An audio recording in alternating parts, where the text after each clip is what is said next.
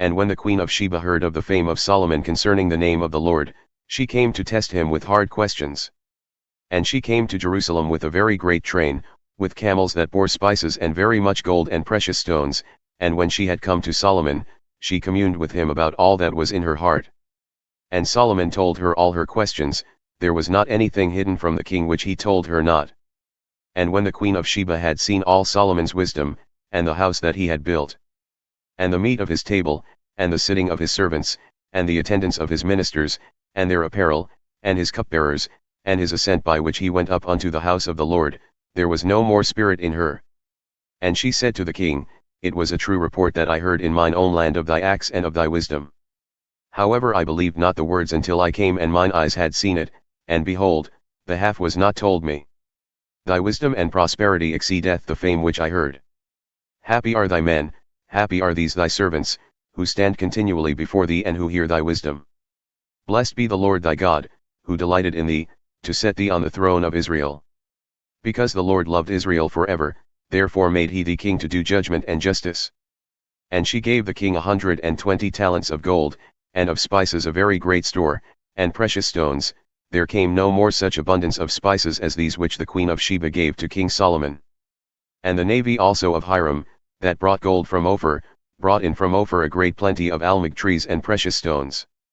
And the king made of the almug trees pillars for the house of the Lord and for the king's house, harps also and psalteries for singers.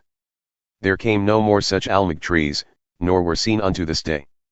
And King Solomon gave unto the queen of Sheba all her desire, whatsoever she asked, besides that which Solomon gave her of his royal bounty.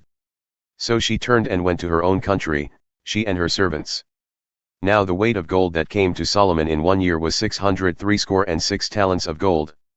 Besides what he had from the merchants, and from the traffic of the spice merchants, and from all the kings of Arabia, and from the governors of the country. And King Solomon made 200 bucklers of beaten gold, 600 shekels of gold went to one buckler.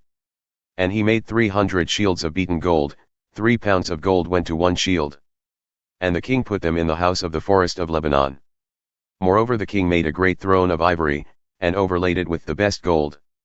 The throne had 6 steps, and the top of the throne was round behind, and there were stays on either side on the place of the seat, and 2 lions stood beside the stays.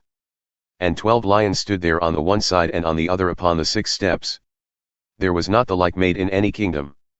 And all King Solomon's drinking vessels were of gold, and all the vessels of the house of the forest of Lebanon were of pure gold. None were of silver, it was accounted as nothing in the days of Solomon. For the king had at sea a navy of Tarshish with the navy of Hiram.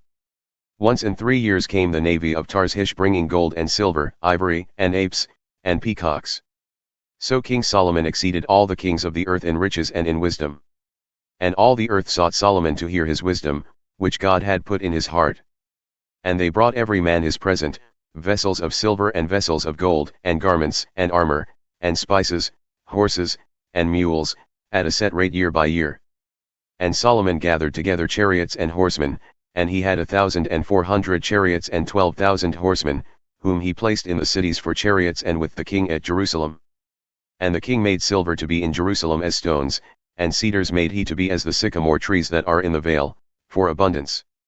And Solomon had horses brought out of Egypt, and linen yarn, the king's merchants received the linen yarn at a price. And a chariot came up and went out of Egypt for 600 shekels of silver, and a horse for 150, and so for all the kings of the Hittites and for the kings of Syria they brought them out by their means.